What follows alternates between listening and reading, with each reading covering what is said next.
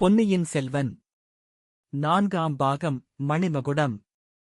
அத்தியாயம் 21. பல்லக்கு ஏறும் பாக்கியம். அந்த ஆண்டில் வழக்கமாக மாரிக்காலம் ஆரம்பிக்க வேண்டிய காலத்தில் ஆரம்பிக்கவில்லை. 2 தடவை மழை தொடங்குவது போல் தொடங்கிச் சட்டென்று நின்றுவிட்டது. காவேரி ஆற்றிலும் அதன் கிளை நதிகளிலும் தண்ணீர் பிரவாகம் வர குறைந்து வந்தது. புது நடவு நட்ட வயல்களுக்கு தண்ணீர் வரத்து இல்லாமல் பயிர்கள் வாழத் தொடங்கின. எல்லாம் வால் நட்சத்திரத்தினால் வந்த விபத்து என்று மக்கள் பேசிக் கொள்ளலானார்கள். நாட்டுக்கு எல்லா விதத்திலும் பீடை வரும் போல தோன்றுகிறது. இராஜ்ய காரியங்களில் குழப்பம், இளவரசரைப் பற்றி தகவல் இல்லை, அதற்கு மேல் வானமும் ஏமாற்றிவிடும் போலிருக்கிறது என்பவை போன்ற பேச்சுக்களை வழிநெடுகிலும் சேந்தன் அமுதனும் பூங்குழலியும் கேட்டுக்கொண்டே வந்தார்கள். மழை பெய்யாமலிருந்தது அவர்களுடைய பிரயாணத்துக்கு என்னமோ சௌகரியமாகத்தான் இருந்தது. அன்று காலையிலிருந்தே வெயில் சுளிர் என்று அடித்தது. பிற்பகலில் தாங்க முடியாத புழுக்கமாயிருந்தது. இராஜபாட்டையில் மரங்களின் குளிர்ந்த நிழலில் சென்றபோதே அவர்களுக்கு வியர்த்துக் கொட்டியது. இது ஐப்பசி மாதமாகவே தோன்றவில்லையே, வைகாசி கோடை மாதிரியல்லவா இருக்கிறது என்று ஒருவருக்கொருவர் பேசிக் கொண்டு போனார்கள். பழுவேட்டரையரின் அரண்மனை பல்லக்கு அவர்களைத் தாண்டிச் சென்ற சிறிது நேரத்துக்குப் பிறகு திடீரென்று குளிர்ந்த காற்று வீசத் தொடங்கியது. சாலை மரங்களின் இலைகள் காற்றில் அசைந்தாடி சலசலவென்று சத்தத்தை உண்டாக்கின. வடகிழக்கு திக்கில் இருண்டு வருவது போல தோன்றியது. வானத்தின் அடிமுகட்டில் இருண்ட மேகத்திரள்கள் தலை காட்டின. சிறிது நேரத்துக்குள்ளே அந்த மேகக் கூட்டங்கள் யானை மந்தை மதம் கொண்டு ஓடி வருவது போல் வானத்தில் மோதி அடித்துக் கொண்டு மேலே மேலே வரலாயின. இளங்காற்று பெருங்காற்றாக மாறியது. பெருங்காற்றில் சிறிய மழை துளிகள் சீறிக்கொண்டு வந்து விழுந்தன.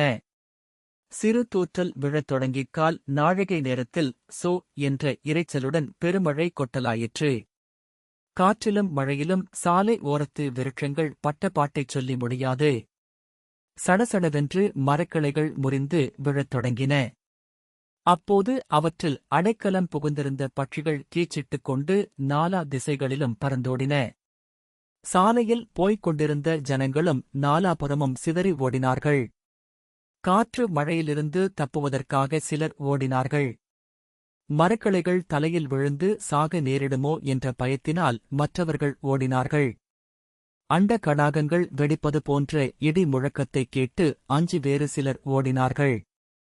மழை பிடித்துக் கொண்டு சிறிது நேரத்துக்கெல்லாம் பகற்பொழுது சென்று இரவு நெருங்கி வந்தது. அன்றிரவே தஞ்சாவூர் கோட்டைக்குள் பிரவேசித்து விட வேண்டும் என்ற எண்ணத்தை சேந்தன் அமுதனும் பூங்குழலியும் கைவிட்டுவிட்டார்கள்.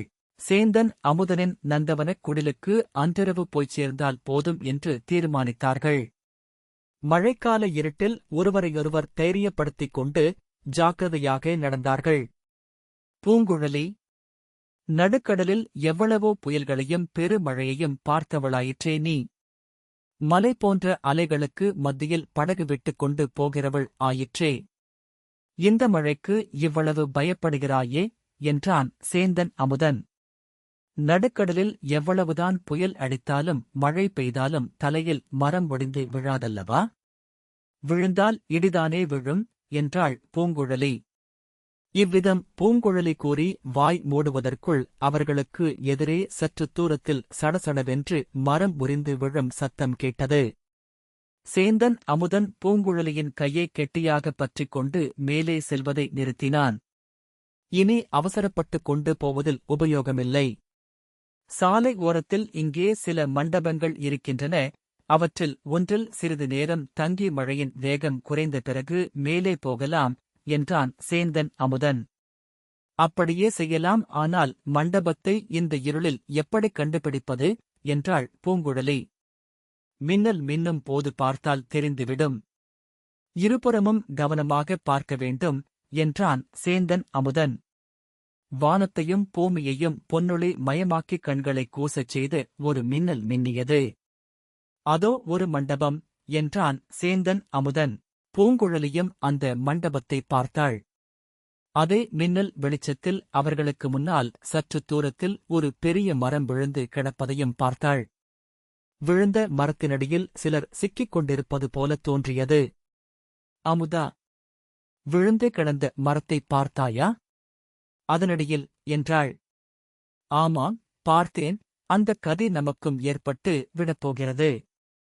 சீக்கிரம் மண்டபத்துக்குப் போய் சேரலாம் என்று கூறிவிட்டு அமுதன் பூங்குழலியின் கையை பிடித்து இழுத்துக் கொண்டு மண்டபம் இருந்த திசையைக் குறிவைத்து விரைந்து சென்றான்.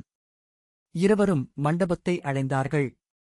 சொட்ட நனைந்திருந்த துணிகளிலிருந்து தண்ணீரைப் பிழிந்தார்கள். துணியைப் பிழிந்த பிறகு பூங்குழலி தன் நீண்ட கூந்தலையும் பிழிந்தாள். பிழிந்த ஜலம் மண்டபத்தின் தரையில் விழுந்து சிறு கால்வாய்களாக ஓடியது. அடாடா! மண்டபத்தை ஈரமாக்கிவிட்டோமே என்றாள் பூங்குழலி. மண்டபத்துக்கு அதனால் தீங்கு ஒன்றுமில்லை.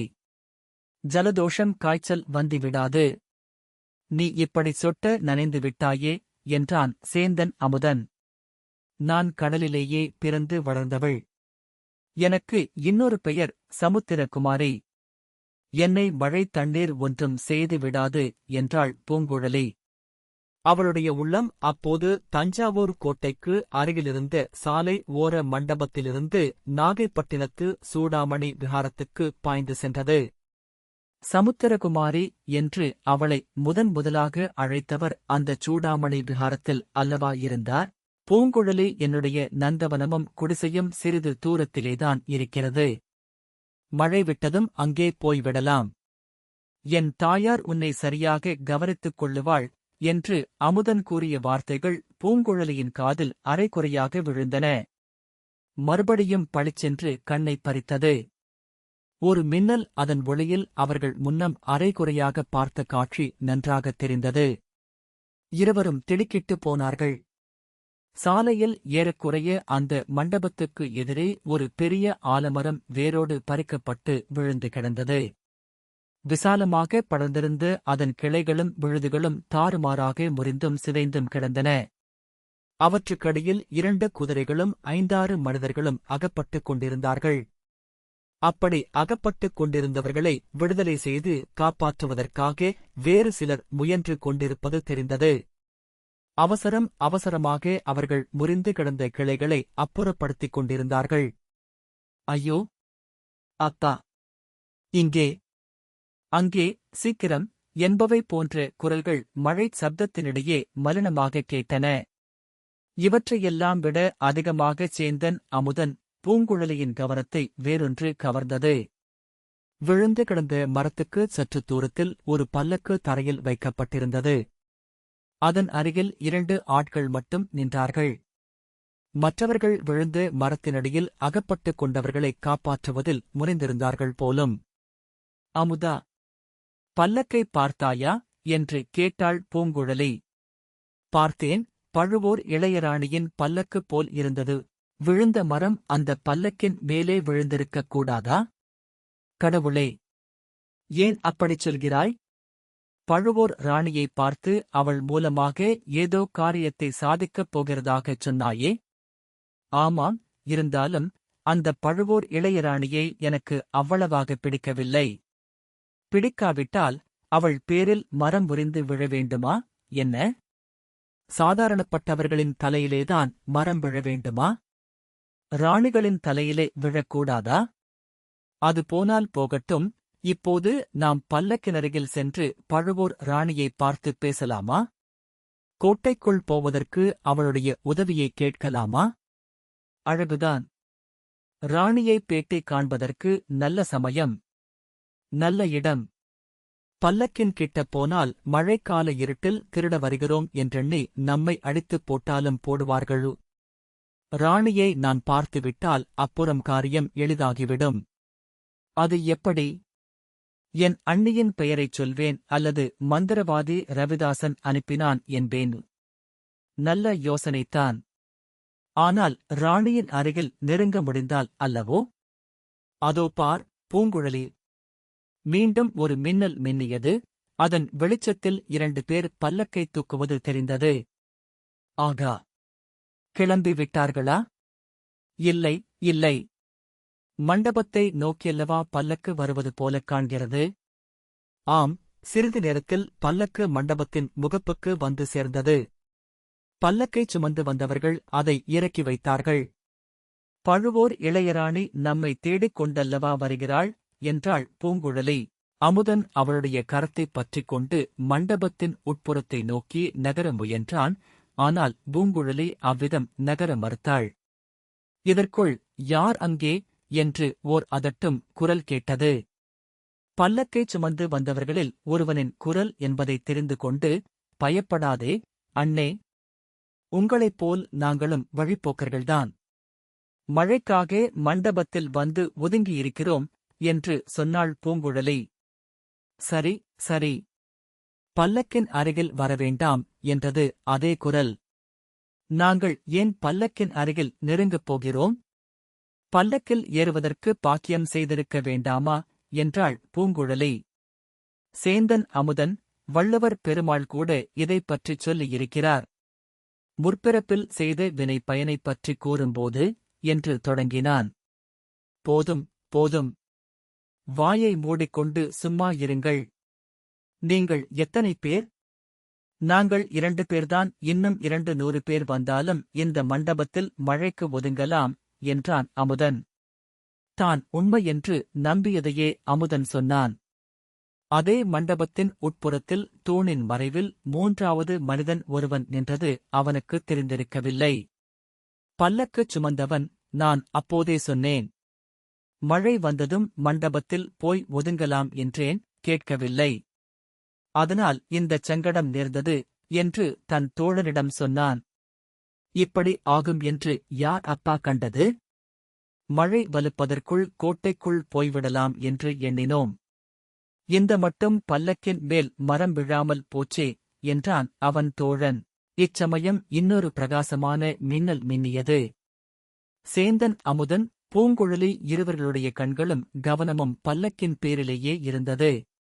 ஆகையால் அந்த மின்னல் வெளிச்சத்தில் பல்லக்கின் திரையை விலக்கிக் கொண்டு ஒரு பெண்மணி தாங்கள் நின்ற திசையை உற்று நோக்கிக் கொண்டிருந்ததை அவர்கள் பார்த்தார்கள். அப்படி நோக்கிய பெண்மணியின் முகம் அவர்களை பார்த்து இன்னார் என்று தெரிந்து கொண்டு புன்னகை புரிந்ததையும் கவனித்தார்கள். மறுவினாடி மண்டபத்திலும் வெளியிலும் இருள் சூழ்ந்தது. மிக மெல்லிய குரலில் பூங்குழலி, அமுதா, பார்த்தாயா என்றாள். ஆம், பார்த்தேன். பல்லக்கில் இருந்தது யார்? பழுவோர் இளையராணிதானே? உனக்கு என்ன தோன்றியது? பழுவோர் ராணியைப் போலத்தான் இருந்தது. ஆனால் கொஞ்சம் சந்தேகமாக இருந்தது. சந்தேகமில்லை, நிச்சயந்தான். எது நிச்சயம்? பழுவோர் ராணி அல்ல, பித்து பிடித்த என் அத்தை ராணிதான் பல்லக்கில் இருக்கிறாள். உஷ், இறைந்து பேசாதே. இறைந்து பேசாவிட்டால் காரியம் நடப்பது எப்படி? என்ன காரியம்? எதற்காக இத்தனை தூரம் வந்தோமோ அந்தக் காரியந்தான்.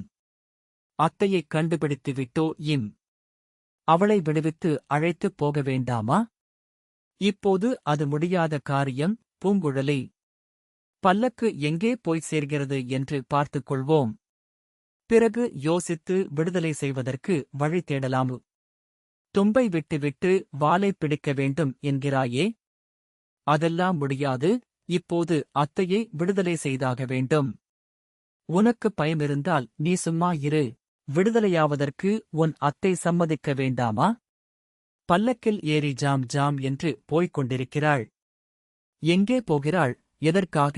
யார் அவளைப் பிடித்து வரச் செய்தது என்றெல்லாம் தெரிந்து கொள்ள வேண்டாமா? பாதாள சிறைக்குக் கொண்டு போகிறார்களோ என்னமோ? அப்புறம் நம்மால் என்ன செய்ய முடியும்? ஏன் முடியாது? பாதாளச் சிறையில் நானே இருந்து வெளிவந்தவன்தான். அரண்மனைகளில் எனக்கும் கொஞ்சம் செல்வாக்கு உண்டு. உன் அத்தையை எப்படியாவது நான் விடுதலை செய்கிறேன். இப்போது நீ சும்மா இரு. பூங்குழலியும் அச்சமயம் பொறுமையுடன் சும்மா இருக்கத்தான் வேண்டும் என்று தீர்மானித்தாள். அப்போது அவர்கள் சிறிதும் எதிர்பாராத காரியம் ஒன்று நிகழ்ந்தது. மூடுபல்லக்கின் விலகிய திரை இன்னும் நன்றாய் விலகுவது போலிருந்தது. அதன் உள்ளிருந்து ஓர் உருவம் வெளியே வந்தது. சத்தம் சிறிதுமின்றி பூனை நடப்பது போல் நடந்தது. அடுத்த வினாடி அவர்கள் அருகில் வந்துவிட்டது. இவ்வளவும் நல்ல இருட்டில் நடந்தபடியால் மண்டபத்தின் அடிப்படைகளில் நின்ற காவலர்கள் கண்ணில் படவில்லை. பல்லக்கிலிருந்து வெளிவந்தவள் ஊமை ராணிதான் என்பதை பூங்குழலி அந்த இருளிலும் நன்றாய் தெரிந்து கொண்டு விட்டாள். ஊமை ராணி அந்த 2 பேரின் கைகளையும் பிடித்து இழுத்துக்கொண்டு அம்மண்டபத்தின் பின் பகுதிக்கு விரைந்து சென்றாள். பூங்குழலியை தழுவிக்கொண்டு உச்சி முகந்து அவளை பார்த்ததில் தன் மகிழ்ச்சியைத் தெரிவித்தாள். பின்னர் அத்தைக்கும் மருமகளுக்கும் சமிக்ஞை பாஷையில் சிறிது நேரம் சம்பாஷணை நடந்தது. அந்தக் காரிருளில் அவர்கள் ஒருவருக்கொருவர் எப்படித்தான் பேசிக் கொண்டார்களோ, ஒருவர் கருத்தை ஒருவர் எவ்வாறுதான் தெரிந்து கொண்டார்களோ, அது நம்மால் விளங்கச் சொல்ல முடியாத காரியம். பூங்குழலி சேந்தன் அமுதனிடம், அத்தை சொல்லுவது உனக்குத் தெரிந்ததா? என்னை பல்லக்கில் ஏறிக்கொண்டு போகச் சொல்கிறாள். அவளை உன் வீட்டுக்கு அழைத்துப் போகச் சொல்லுகிறாள் என்றாள். உன் சம்மதம் என்ன பூங்குழலி? என்று அமுதன் கேட்டான். அத்தை சொல்லுகிறபடி செய்யப் போகிறேன். ஆளைப் பிடித்துக் கொண்டு வரச் சொன்னவர்கள் இன்னார் என்று தெரிந்து கொள்வதற்கு சரியான உபாயம் அல்லவா? யோசித்துச் சொல்லு. பூங்குழலி, உபாயம் சரிதான். அதில் என்ன அபாயம் இருக்குமோ? அமுதா, நீ கவலைப்படாதே. அத்தை சொன்னபடி செய்வதினால் எனக்கு ஓர் அபாயமும் ஏற்படாது. அப்படி ஏற்படுவதாயிருந்தால் என் இடுப்பில் இந்த கத்தி இருக்கவே இருக்கிறது என்று சொன்னாள் பூங்குழலி. அத்தையை மறுபடி ஒருமுறை தழுவிக்கொண்டு விட்டு பூங்குழலி அவளைப் போலவே சத்தம் செய்யாமல் நடந்து சென்று பல்லக்கில் புகுந்து திரையையும் விட்டுக்கொண்டாள்.